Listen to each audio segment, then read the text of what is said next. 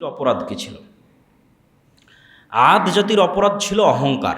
আল্লাহ তাদের অহংকারের বর্ণনা কোরআন মাজিদে দিচ্ছেন। কি পরিমাণ অহংকার দেখেন। ফাআম্মা আদুন ফাস্তাকবারু ফিল আরদি বিগাইরিল হক।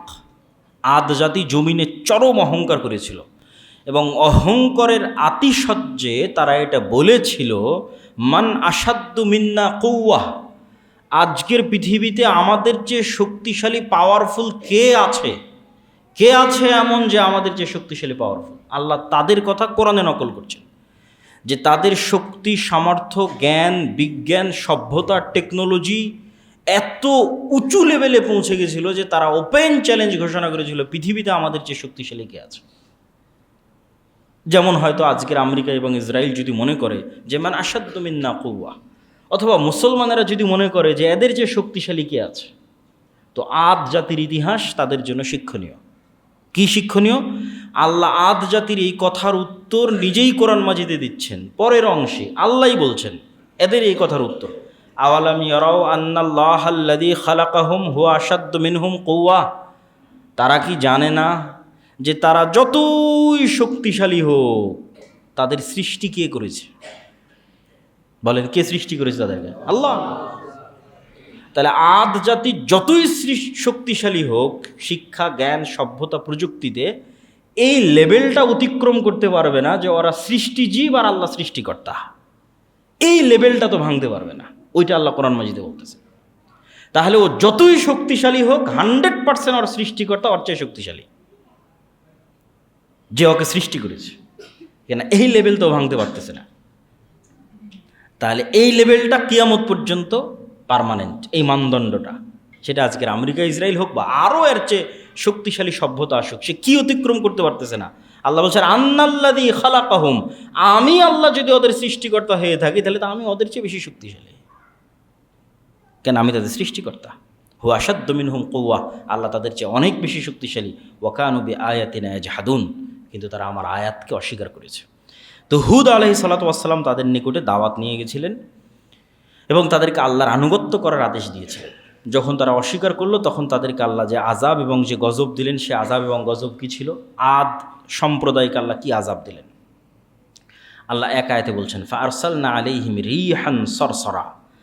আমি ভয়ঙ্কর ঠান্ডা, শীতল এবং অতি তীব্র গতিতে চলমান বাতাস, একই সাথে দুটো গুণ, খুবই গতিসম্পন্ন আর দুই খুবই শীতল, বরফ শীতল এবং খুবই গতিসম্পন্ন।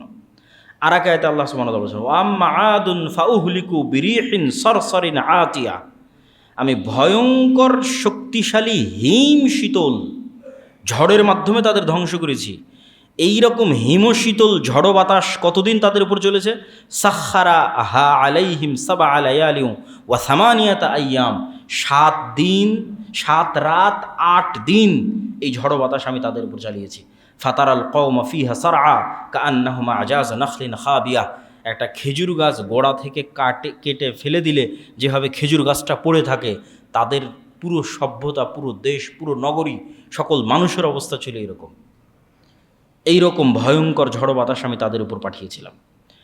অনেক মুফাসসিরিন ইকরাম লিখেছে যে বাতাসের তীব্রতা এমন ছিল যে আসলেই আল্লাহ যে উদাহরণ দিয়েছেন ওই রকমই ঘটেছে। মানে এই পুরো বিল্ডিং যেই দিক দিয়ে বাতাসের তীব্রতা গেছে, করাতের মতো কেটে গেছে। মানুষের শরীরের মধ্যে দিয়ে ঢুকে গেছে তো মানুষের শরীর কেটে গেছে। বাড়ি ঘরের উপর দিয়ে চলে গেছে তো ওইটা কেটে গেছে। আল্লাহ যে উদাহরণটা, এক্সাম্পলটা দিয়েছেন যে কাটা খেজুর গাছের ন্যায় তারা পড়েছিল। তো এটাকে অনেক মুফাসসিরিন ইকরাম বাস্তব অর্থে ধরেছেন যে বাতাসের গতির তীব্রতা এটা সংঘটিত হয়েছে। তাহলে আদ জাতিকে আল্লাহ সুবহানাহু ওয়া তাআলা এইভাবে ধ্বংস করলেন।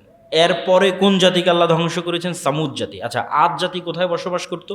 ঐতিহাসিকগণ এবং বর্তমান প্রত্নতাত্ত্বিক গবেষণা অনুযায়ী বেশিরভাগ মতামত এটাই যে ওমান এবং ইয়েমেনের যে অঞ্চল, হাজরামাউত এবং সানআ, এই অঞ্চলে তথা সৌদি আরবের দক্ষিণ অঞ্চলের যে সমুদ্র, এই সমুদ্রের সাথে লাগানো যে দুইটা দেশ ইয়ামান এবং ওমান, এই অঞ্চলে আদ জাতি বসবাস করত এবং তাদের কিছু অবশিষ্টাংশ অথবা বাঁচা কিছু প্রত্নতাত্ত্বিক সভ্যতা এখনও নাকি সেখানে পাওয়া গেছে।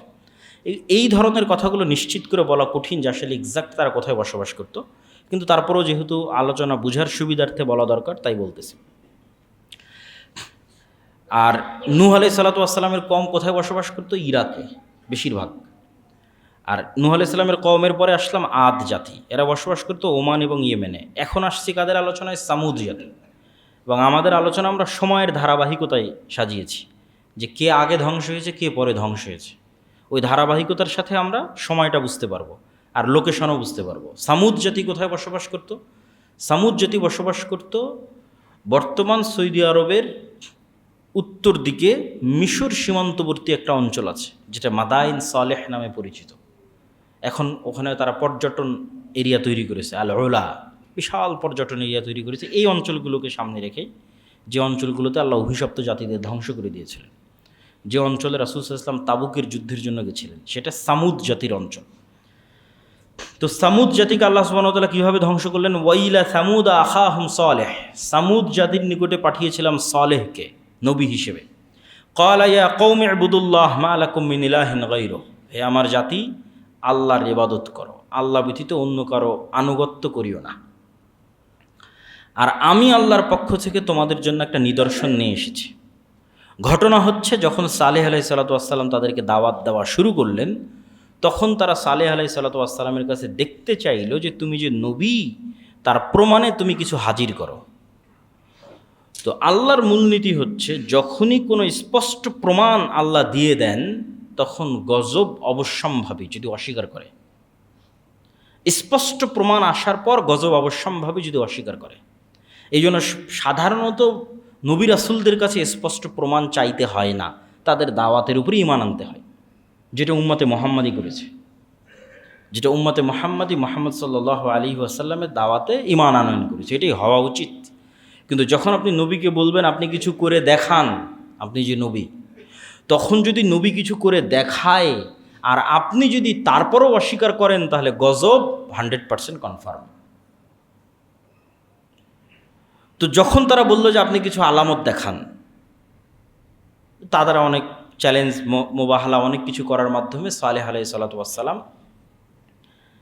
একদম শূন্য থেকে, কোনো বর্ণনায় পাথরের মধ্যে থেকে, কোনো বর্ণনায় মাটি ফেড়ে, কোনো বর্ণনায় পাহাড় থেকে, তথা একদম নতুন, মানে কোনো কিছুর সন্তান হিসেবে নয়, একটা উটনি উপস্থিত করলেন। মানে কারো পেট থেকে জন্ম নেওয়া উটনি নয়, আল্লাহ সুবহানাহু ওয়া তাআলা তাকে নিদর্শন হিসেবে উটনি দিলেন। এবং এই উটনির জন্য বিধান দেওয়া হলো যে শর্ত হচ্ছে উটনি বের হবে, আর এই উটনির জন্য বিধান হচ্ছে, যেই কুয়ায় তোমাদের পশু প্রাণী পানি পান করে, ওই কুয়া একদিন এই উটনির জন্য খালি থাকবে। কেন? আল্লাহর নিদর্শনের এই উটনি প্রচুর পরিমাণে পানি পান করত। তাহলে যে একদিন তোমাদের পশু প্রাণী কুয়া থেকে পানি পাবে না, ওই একদিন তাদের ব্যবস্থা কি হবে? ওই একদিন আল্লাহর উটনি এত বেশি পরিমাণে দুধ দিবে যে গোটা এলাকা, গোটা গ্রাম, গোটা শহর ওই এক উটনির দুধ খেয়ে শেষ করতে পারবে না। এবং বাস্তবে তাই হলো। কিন্তু এই যে ছোট্ট অজুহাত, আল্লাহর নেয়ামতের মধ্যেও মানুষ যখন অজুহাত খোঁজে, তখন ধ্বংস অবশ্যম্ভাবী। এইটাই একটা অজুহাতের রাস্তা তারা বের করলো, যে আমরা 7 দিনই আমাদের পশু প্রাণীকে পানি খাওয়াতে চাই, অথচ কোনো সমস্যা ছিল না। কেন? যে একদিন তাদের পশু প্রাণী পানি খেতে পারতো না, ওই একদিন আল্লাহ দুধের ব্যবস্থা করে রেখেছিলেন। কিন্তু যখন মানুষ অহংকারী হয়, তখন নেয়ামত পাওয়ার পরেও, আল্লাহর নিদর্শন দেখার পরেও অজুহাত খোঁজে। তখন তারা অজুহাত দাঁড় করালো, 7 দিনই আমাদের পশু প্রাণীদের পানির ব্যবস্থা করে দিতে হবে।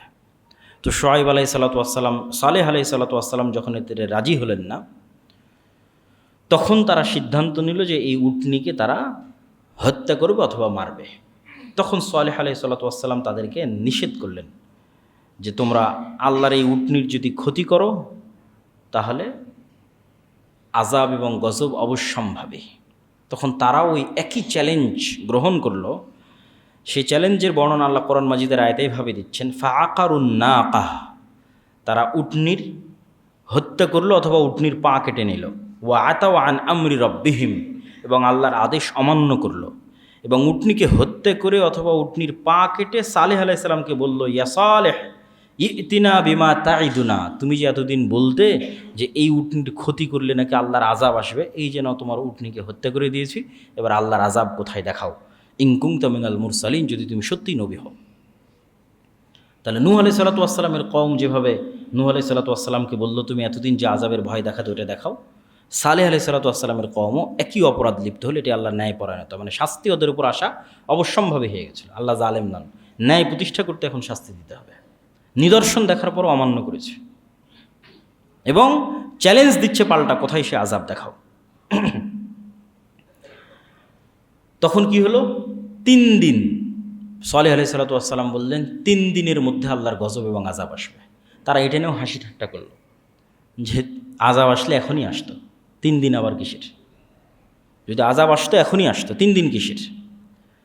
তো কিছু বর্ণনা অনুযায়ী পাওয়া যায় প্রথম দিন তাদের চেহারার রং পরিবর্তন হয়ে গেল, দ্বিতীয় দিন আরও পরিবর্তন হয়ে গেল এবং তৃতীয় দিন তাদের চেহারা পরিপূর্ণরূপে কালো রূপান্তর ধারণ করলো এবং বিকট আওয়াজ, যেই বিকট আওয়াজে যে যে অবস্থায় ছিল সে অবস্থায় থেকে গেল। আরবি ইবারত হচ্ছে ফিদারিহিম জাসিমিন। জাসিমিন অর্থ হচ্ছে একদম জড় পদার্থের মতো, জড় বস্তুর মতো হয়ে যাও। আমি পানি খাচ্ছিলাম, বিকট আওয়াজ যখন হয়েছে তখন আমি এই পানি খাওয়া অবস্থাতে এভাবেই স্টিল দাঁড়িয়ে মরে গেছি। আমি হয়তো খেলাধুলা করছিলাম, আমি হয়তো কোনো একটা কাজে লিপ্ত ছিলাম, যে কাজে যে অবস্থায় ছিল বিকট আওয়াজে সে অবস্থায় ওইভাবেই জড় বস্তু জড় পদার্থের মতো হয়ে গেছে এবং মারা গেছে। তাহলে এটা গেল সামুদ জাতির উপর আল্লাহ সুবহানাহু ওয়া তাআলার আযাব। এরপরে কোন জাতির উপর আযাব এসেছে? লূত আলাইহিস সালাতু ওয়াস সালামের উপর। লূত আলাইহিস সালাতু ওয়াস সালাম হচ্ছেন ইব্রাহিম আলাইহিস সালাতু ওয়াস সালামের সমসাময়িক এবং ইব্রাহিম আলাইহিস সালাতু ওয়াস সালামের আপন ভাতিজা তথা ভাইয়ের ছেলে।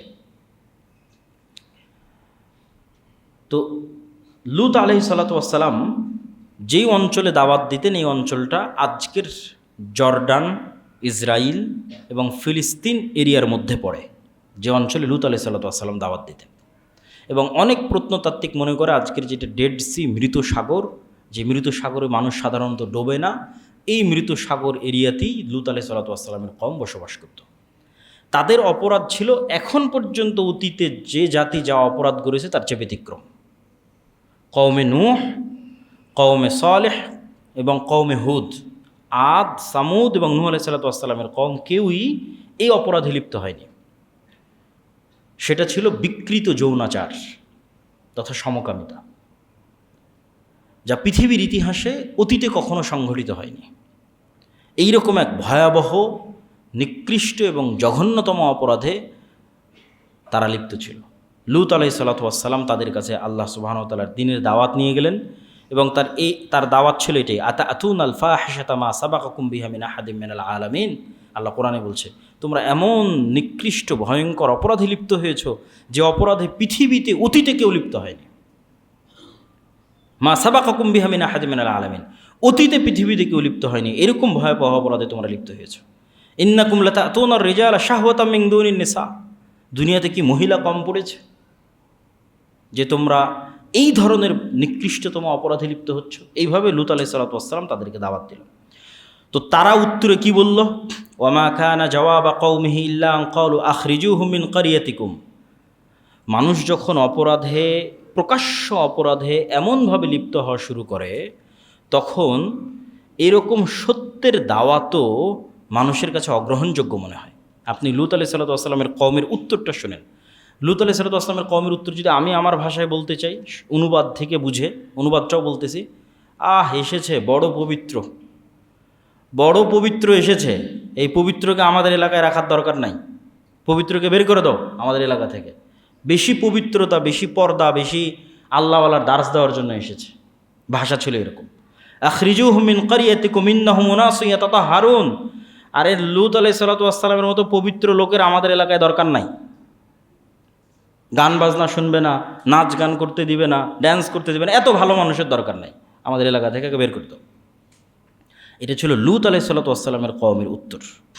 ফাআনজাইনাহু ওয়া আহলাহু ইল্লা ইমরাআতাহু কানাত মিনাল গাবিরিন।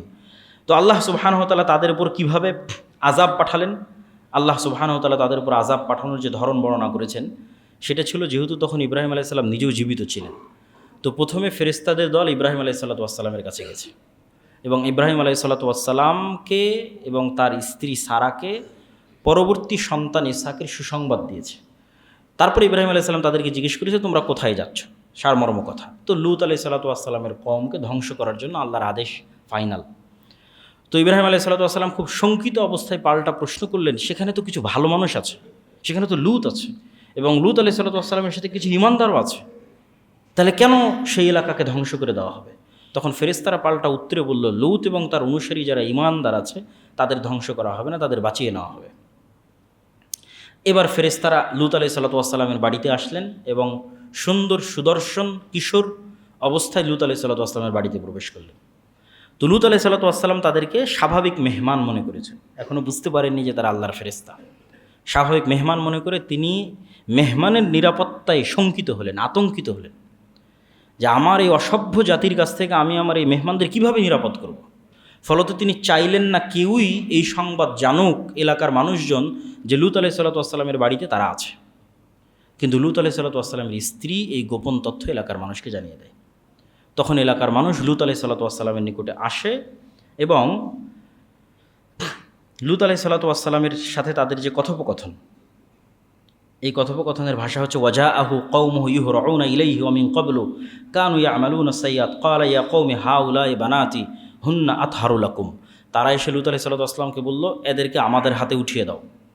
তখন লূত আলাইহিস সালাতু ওয়াস সালাম বললেন, দেখো আমার কন্যারা আছে, হুন্না আতহারু লাকুম, আমার মেয়েরা তোমাদের জন্য অতি পবিত্র, তোমরা যদি চাও আমার মেয়েদের সাথে তোমাদের বিবাহ দিয়ে দিচ্ছি, আমার মেয়েদেরকে চাইলে তোমরা নিয়ে যেতে পারো। ফাত্তাকুল্লাহ, আল্লাহকে ভয় করো। ওয়ালা তুখজুনি ফি যাইফি, এরা আমার মেহমান, আমার মেহমানদের সামনে আমাকে অপমান করিও না। আলাইসা মিনকুম রাজুলুর রশিদ, তোমাদের মধ্যে কি একটাও ভালো মানুষ নাই, একজনও সভ্য চিন্তার মানুষ নাই যে আমার মেহমানের সামনে আমাকে অপমান করবে। ক্বালু লাকাদ আলিমতা মা লানা ফি বানাতিকা মিন হাক্কিন ওয়া ইন্না লাতা'লামু মা নুরিদ। বলছে, তোমার এগুলো উপদেশ বাণী শোনার আমার টাইম নাই, তুমি জানো আমরা কি চাই।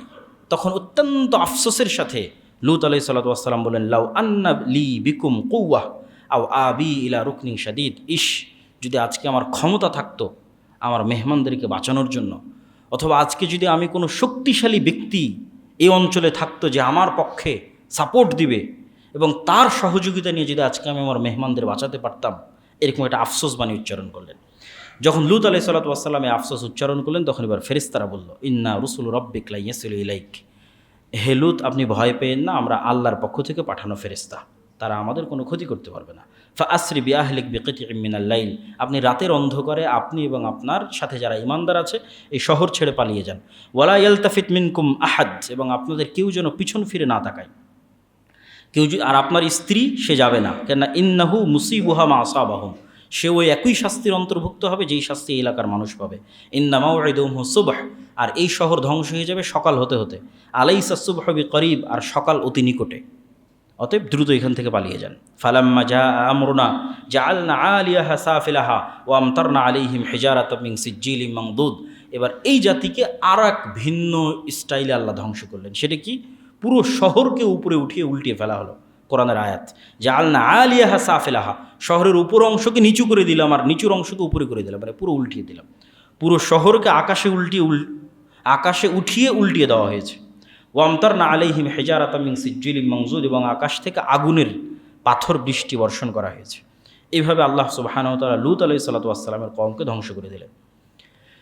এবার শুআয়ব আলাইহিস সালাতু ওয়াস সালামের কওম, এবং শুআয়ব আলাইহিস সালাতু ওয়াস সালামের কওমের প্রতি তার কি দাওয়াত ছিল? এতক্ষণ আগের 2-3টা আমরা শুনলাম, বেশিরভাগ ছিল শিরক। মধ্যের এখন যেটা শুনলাম সেটা ছিল অবৈধ যৌনাচার আর বিকৃত যৌনাচার। আর এখন যেটা শুনতেছি সেটা হচ্ছে মানুষের হক নষ্ট করা। শুআয়ব আলাইহিস সালাতু ওয়াস সালামের কওম মানুষের হক নষ্ট করত, ওজনে কম দিত, মিথ্যা বলতো, ধোঁকা দিত। এমনকি এমনও বর্ণনা এসেছে যে গ্রামে যদি বাহির থেকে কোনো মেহমান আসতো তাহলে সেই মেহমানের সাথে তারা এমনভাবে ঠাট্টা করতো যে সবাই মিলে মেহমানের কাছে টাকা দিত আর দোকানদারকে বলে দিত এর কাছে যেন কেউ জিনিস বিক্রি না করে। ফলে মেহমান ঠিকই টাকা পেত কিন্তু কোনো দোকান থেকে কিছু ক্রয় করতে পারতো না। তখন আবার সেই টাকাগুলো তাকে দেখা যাচ্ছে ফেরত দিয়ে চলে যেত, ফেলে দিয়ে চলে যেত। তাহলে মানুষের সাথে অন্যায় রিলেটেড গজবে শুআয়ব আলাইহিস সালাতু ওয়াস সালামের কওম ধ্বংস হয়ে গেছে। মানুষের সাথে মিথ্যা, ধোঁকা, প্রতারণা, এগুলোই শুআয়ব আলাইহিস সালাতু ওয়াস সালামের বর্ণনার মধ্যে আছে। যেহেতু সময় অতি সংক্ষিপ্ত এই জন্য আমি সংক্ষিপ্ত আকারে বলতেছি। তো শুআয়ব আলাইহিস সালাতু ওয়াস সালামের কওম কোন গজবে আল্লাহ সুবহানাহু ওয়া তাআলা তাদের ধ্বংস করে দিয়েছেন? ভূমিকম্প।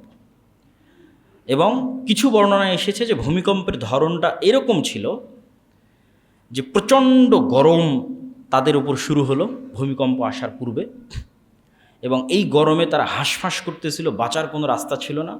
ঠিক এরকম সময় একখণ্ড মেঘ দেখা দিল, যেই মেঘের মধ্যে গিয়ে সবাই আশ্রয় নেওয়ার চেষ্টা করলো একটু ঠান্ডা আবহাওয়া পাওয়ার জন্য, একটু শীতল ছায়া পাওয়ার জন্য। তারপরে ওই মেঘের মধ্যে থাকা অবস্থাতেই ভয়ঙ্কর ভূমিকম্প, বিকট আওয়াজ, এবং যেভাবে আল্লাহ সুবহানাহু ওয়া তাআলা তাদের জন্য উপযুক্ত মনে করেছেন সেভাবে তখন তাদেরকে ইনস্ট্যান্ট ধ্বংস করে দিয়েছেন শুআয়ব আলাইহিস সালাতু ওয়াস সালামের কওমকে। তাহলে ধারাবাহিক সিরিয়ালে শুআয়ব আলাইহিস সালাতু ওয়াস সালামের পরে এবার আসবে ফেরাউন, এবং ফেরাউনের ঘটনা মোটামুটি আমাদের সবারই জানা, যে ফেরাউনকে আল্লাহ সুবহানাহু ওয়া তাআলা কীভাবে ধ্বংস করেছেন। পানিতে ডুবিয়ে অত্যন্ত চরম অসহায়ত্বের মাধ্যমে আল্লাহ ফেরাউনকে ধ্বংস করেছেন। আর ফেরাউনের ধ্বংসের পূর্বে মূসা আলাইহিস সালাতু ওয়াস সালামের মাধ্যমে অসংখ্য আয়াত নিদর্শন ফেরাউন দেখেছে। পিঁপড়া, পোকামাকড়, রক্ত, ব্যাং, এরকম 10 থেকে 12 রকমের বিপদ ফেরাউনের কওমের উপর এসেছিল, এবং এই 10-12 রকমের বিপদের প্রত্যেকবারই তারা মূসা আলাইহিস সালামের কাছে গিয়ে আল্লাহর কাছে দোয়া করিয়ে নিয়ে বেঁচেছে। তারপরে যখন আবার মুক্তি পেয়েছে আবার অবাধ্য হয়েছে। তাহলে ফাইনাল আযাব এবং গজব দেওয়ার আগে আল্লাহ অনেক নিদর্শন ফেরাউন এবং তার সৈন্য সামন্তকে দেখিয়েছেন, যাতে ফেরাউনের উপর আযাবটা কি হয়, হক হয়, ন্যায় হয়। কোনো নিয়ামত দেখাতে আল্লাহ সুবহানাহু ওয়া তাআলা বাকি রাখেননি। মূসা আলাইহিস সালামের লাঠি তো আছেই, মূসা আলাইহিস সালামের হাতের যে উজ্জ্বলতা সেটা তো আছে, এটা ছাড়াও 12 রকমের নিদর্শন আল্লাহ তাকে দেখিয়েছেন। যেমন রক্তের আযাব যখন আসলো তখন খেতে বসলে রক্ত, পানিতে রক্ত, বিছানায় রক্ত, রাস্তায় রক্ত, সব জায়গায় রক্ত। তখন মূসা আলাইহিস সালাতু ওয়াস সালামের কাছে গিয়ে আল্লাহর কাছে ক্ষমা চেয়ে ভালো হয়ে যাব, ঠিক হয়ে যাব, এই বিপদ উঠিয়ে নাও। বিপদ উঠে গেল, আবার অস্বীকার করলো। এরকম 12টা নিদর্শন দেখার পরেও যখন ফেরাউন ঠিক হয়নি, তখন আল্লাহ সুবহানাহু ওয়া তাআলা তাকে ফাইনালি সমুদ্রে ডুবিয়ে মেরেছেন। এবং ফেরাউনের সমসাময়িক আরেকজনের কথা আল্লাহ সুবহানাহু ওয়া তাআলা কোরআন মাজিদে বলেছেন, তার নাম হচ্ছে কারুন। এবং একক ব্যক্তি হিসেবে কাউকে ধ্বংস করা, আজকের বিষয়ের মধ্যে আছে প্রাপ্ত ব্যক্তি ও জাতি। একক ব্যক্তি হিসেবে কাউকে ধ্বংস করার মধ্যে কোরআনে একজনের কথাই আছে, কারুন। বাকি সব জাতিগতভাবে ধ্বংস। সামুদ জাতি, আদ জাতি, নূহ আলাইহিস সালামের জাতি, লূত আলাইহিস সালামের জাতি, ফেরাউনের জাতি, পুরো জাতি হিসেবে ধ্বংস। ব্যক্তি হিসেবে শুধু একজনের ধ্বংসের বর্ণনা আছে, সেটা হচ্ছে কারুন, যে তার সম্পদের দাম্ভিকতায় অহংকারী হয়ে উঠেছিল, সম্পদের অহংকারে অহংকারী হয়ে উঠেছিল। তাকে আল্লাহ তার সকল সম্পদ সহ মাটিতে ধসিয়ে দিয়েছে। এবং মিশরে অনেক ঐতিহাসিকের মতামত অনুযায়ী একটা লোকেশন নিয়ে যাওয়া হয়, দেখানো হয়, যেই জায়গায় কারুন তার সকল সম্পদ সহ মাটিতে ধসে গেছিল। তো এটা ছিল কারুনকে ধ্বংস করার আল্লাহ সুবহানাহু ওয়া তাআলার ধরন বা স্টাইল। এবার যেই বানু ইসরাইল মূসা আলাইহিস সালাতু ওয়াস সালামের মাধ্যমে ফেরাউনের কবল থেকে মুক্তি পেল, এই বানু ইসরাইলের ওপরেও আল্লাহ সুবহানাহু ওয়া তাআলা তাদেরই অবাধ্যতার কারণে অনেক আযাব এবং গজব দিয়েছেন। তার 2-1টা আযাব এবং গজব আমরা তুলে ধরি সংক্ষিপ্ত করে। একটা হচ্ছে শনিবারের বিধানকে লঙ্ঘন করা। এই বানু ইসরাইলরা দাউদ আলাইহিস সালাতু ওয়াস সালামের সময়ে শনিবারের দিন দাউদ আলাইহিস সালাতু ওয়াস সালাম যখন জাবুর তেলাওয়াত করতেন, তার কণ্ঠস্বর খুব সুন্দর ছিল, পশু পাখি মাছেরা পর্যন্ত তার তেলাওয়াত শুনতে আসতো। ওই সুযোগে তারা মাছ শিকার করত। আল্লাহ নিষেধ করলেন যে না, তোমরা মাছ শিকার করিও না। তারা কৌশল অবলম্বন করে মাছগুলোকে ঘিরে রাখতো, রবিবারের দিন শিকার করত। এই অপরাধে আল্লাহ সুবহানাহু ওয়া তাআলা তাদেরকে বানরে পরিণত করে দিলেন। তাহলে এবারের আযাবের ধরনটা আরও ভিন্ন। সেটা কি? চেহারার বিকৃতি। তারা বানরে পরিণত হয়ে গেল। এবং মানুষের ডিএনএর সাথে পৃথিবীর আর অন্য 2টি প্রাণীর ডিএনএ সবচেয়ে বেশি মিলে, একটা বানর আর একটা হচ্ছে শুকুর। ফলত আমরা যেমন সামান্য কোডিং চেঞ্জ করলেই ফাংশন চেঞ্জ হয়ে যায়, ওয়েবসাইটের সামনের যে আউটলুকটা আছে সেটা চেঞ্জ হয়ে যায় সামান্য কোডিং চেঞ্জ করলেই। তো এটা মানুষের কাছে যেমন ইজি, আল্লাহ সুবহানাহু ওয়া তাআলার কাছে মানুষকে আর দ্বিতীয় কোনো প্রাণীতে পরিণত করার ক্ষেত্রে সামান্য ডিএনএতে পরিবর্তন করে দিলেই মানুষকে বানর আর শুকুর বানানো 1 সেকেন্ডের ব্যাপার। কারণ 98% ডিএনএ বানরের সাথে শুকুরের সাথে মানুষের মিলে। তাহলে আর 1-2% মধ্যে যদি আল্লাহ পরিবর্তন করে দেয়, সকালবেলা মানুষ ঘুম থেকে উঠে দেখবে সে বানর হয়ে গেছে, সকালবেলা মানুষ ঘুম থেকে উঠে দেখবে সে শুকুর হয়ে গেছে। আর রাসূল সাল্লাল্লাহু আলাইহি ওয়াসাল্লাম বলেছেন, আমার উম্মতের একদল মানুষ বানর এবং শুকুরে পরিণত হবে। আচ্ছা, বানু ইসরায়েলের আর এক দলকে আল্লাহ সুবহানাহু ওয়া তাআলা কীভাবে ধ্বংস করেছেন সেটা হচ্ছে মুসা আলাইহিস সালাম যখন তুর পাহাড়ে গেলেন এবং তারা এক সামিরি নামে একজন লোক একটা বাছুর তৈরি করলো, যে বাছুর জাদুর মাধ্যমে এবং জিবরাইল আলাইহিস সালাতু ওয়াস সালামের পদচিহ্ন দিয়ে তৈরি হওয়ার কারণে আওয়াজ করতো, হাম্বা হাম্বা করে আওয়াজ করতো, মাটির তৈরি বাছুর আওয়াজ করতো। ওই বাছুরের পূজা করতে লাগলো বানু ইসরায়েল। মুসা আলাইহিস সালাতু ওয়াস সালাম এসে খেপে গেলেন। আল্লাহ বললেন, তোমাদের শাস্তি হচ্ছে যারা শিরক করেনি, তারা যারা শিরক করেছে ওদেরকে হত্যা করো। ভয়াবহ, যে নিজের বাপ মা নিজের ভাই বোনকে নিজে হাতে হত্যা করো, এটাই শাস্তি। যেহেতু তোমার বাপ শিরক করেছে, যেহেতু তোমার মা শিরক করেছে, তোমার ছেলে মেয়ে শিরক করেছে, যে শিরক করেনি সে তার আত্মীয় স্বজনের মধ্যে যারা শিরক করে তাদেরকে হত্যা করবে। এটা একটা আযাব ছিল আল্লাহর। আর একটা ছিল, যখন তাদেরকে জেহাদ করতে যাওয়ার জন্য বলা হলো, তারা বললো আমরা যাব না, তখন আল্লাহ তাদেরকে 40 বছর মরুভূমির মধ্যে উদ্ভ্রান্তের মতো ঘুরতে থাকার একটা আযাব আল্লাহ সুবহানাহু ওয়া তাআলা তাদেরকে দিয়েছিলেন। আর দুইবার তাদেরকে ভয়ঙ্করভাবে জেরুজালেম থেকে বের করে দেওয়া হয়েছে তাদের পাপের শাস্তির কারণে। হত্যা, শাস্তি, বিপদ সব মিলিয়ে দুইবার জেরুজালেম থেকে বের করে দেওয়া হয়েছে তাদের পাপের কারণে, নবীদেরকে হত্যা করার কারণে। তারা নবীদের হত্যা করত। সর্বশেষ যে জাতির ধ্বংসের কথা আল্লাহ সুবহানাহু ওয়া তাআলা কোরআন মাজিদে উল্লেখ করেছেন সেটা হচ্ছে আসহাবুল ফিল, আব্রাহা, যেটা মোটামুটি আমরা সবাই জানি যে ইয়ামানের একজন বাদশা ছিল আব্রাহা। সে কাবাঘরকে ধ্বংস করার উদ্দেশ্যে তার হাতির বাহিনী নিয়ে সফর শুরু করেছিল। যে বছর মুহাম্মদ সাল্লাল্লাহু আলাইহি সাল্লামের জন্ম হবে এটা হচ্ছে সেই বছরের ঘটনা। আর আল্লাহ সুবহানাহু ওয়া তাআলা তাদেরকে ধ্বংস করলেন কি দিয়ে? তাদেরকে ধ্বংস করলেন আকাশে আবাবিল পাখি পাঠিয়ে তাদের মুখের উপর থেকে পাথরের দানা নিক্ষেপ করে। তাহলে এখন পর্যন্ত যতগুলো জাতির আমরা ধ্বংসের ঘটনা দেখলাম, এই প্রত্যেকটা জাতির ধ্বংসের ঘটনা এতটুকু স্পষ্ট যে আল্লাহর ধ্বংসের ধরন ভিন্ন ছিল। তাহলে আমাদের উপর আযাব এবং গজবের ধরন কি?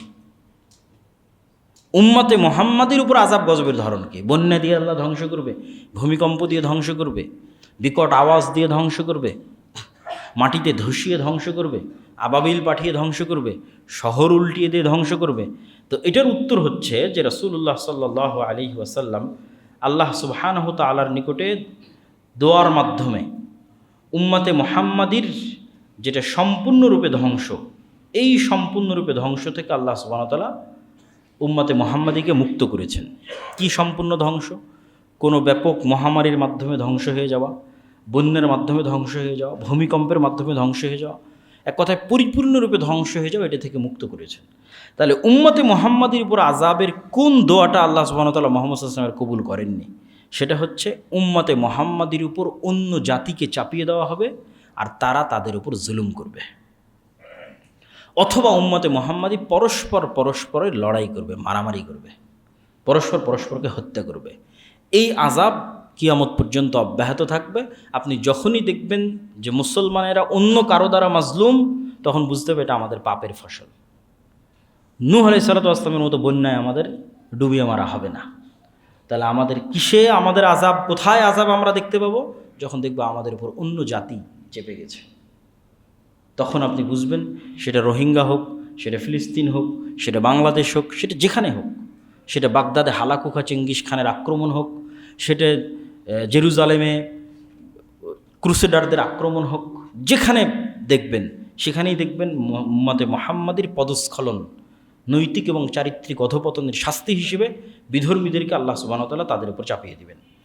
আর এমনিতে আমাদের ব্যক্তিগত জীবনে দুটো অপরাধ এমন আছে যে দুটো অপরাধের আযাব এবং গজব সাথে সাথেই আসবে, জীবদ্দশাতেই আসবে।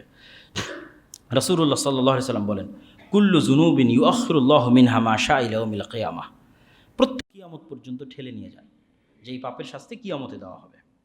তবে দুইটা পাপের শাস্তি আল্লাহ সুবহানাহু ওয়া তাআলা দুনিয়াতেই দেন ক্বাবলাল মাউত, মৃত্যুর পূর্বে মানুষকে।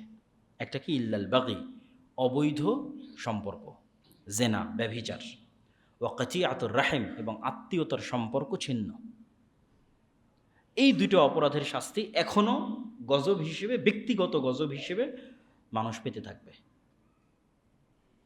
এই দুটো অপরাধের শাস্তি মৃত্যুর পরে কিয়ামত পর্যন্ত অপেক্ষা করা হবে না, দুনিয়াতে জীবদ্দশাতেই। কেউ যদি বাপ মাকে অমান্য করে, বাপ মায়ের সাথে খারাপ আচরণ করে, তাহলে এটার শাস্তি ও জীবদ্দশাতেই দেখতে পাবে। কেউ যদি অবৈধ সম্পর্ক, জেনা ব্যভিচারে লিপ্ত হয়, তাহলে এটার শাস্তি সে তার জীবনেই দেখতে পাবে, যে কীভাবে তার জীবনে এটার শাস্তি নেমে, কীভাবে আসবে আল্লাহ ভালো জানে, আল্লাহ সুবহানাহু ওয়া তাআলা ভালো জানে। কিন্তু এই দুটো অপরাধের শাস্তি আল্লাহ দুনিয়াতেই দেবেন। তো আমরা আমাদের এই সংক্ষিপ্ত আলোচনা থেকে এতটুকু শিক্ষা অবশ্যই গ্রহণ করতে পারি যে আল্লাহ সুবহানাহু তাআলা মানুষকে আযাব এবং শাস্তি দিতে সক্ষম। অতীতের বিভিন্ন জাতিকে আল্লাহ সুবহানাহু ওয়া তাআলা আযাব এবং শাস্তি দিয়েছেন, বিভিন্ন কারণে দিয়েছেন। কি কারণগুলো দিয়েছেন সে কারণগুলো আমাদের অ্যানালাইসিস করতে হবে। ওই কারণগুলো যেন আমার মধ্যে না থাকে, তাহলে আমি অভিশপ্ত জাতির স্বভাব অবলম্বন করলাম। যেই কারণে আল্লাহ অতীতে মানুষকে ধ্বংস করে দিয়েছেন, ওই স্বভাব যদি আমার মধ্যে থাকে তাহলে আমি অটোমেটিক ধ্বংসপ্রাপ্তদের রাস্তা অবলম্বন করলাম। তাহলে তো আর আল্লাহর দয়াপ্রাপ্ত নবীদের রাস্তা তো আর অবলম্বন করলাম না।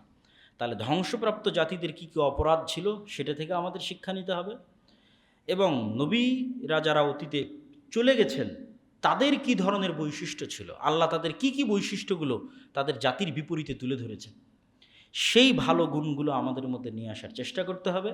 আর আমরা আমাদের জীবনে যদি আল্লাহর আযাব এবং গজব বুঝতে চাই যে আমি আল্লাহর আযাব এবং গজবে আছি কিনা, তাহলে রাসূল সাল্লাল্লাহু আলাইহি সাল্লামের একটা হাদিস দিয়ে আমার আজকের বক্তব্য শেষ করব, যে ইন্নাল্লাহা ইউতিদ দুনিয়া লিমান ইউহিব ওয়া মান লা ইউহিব।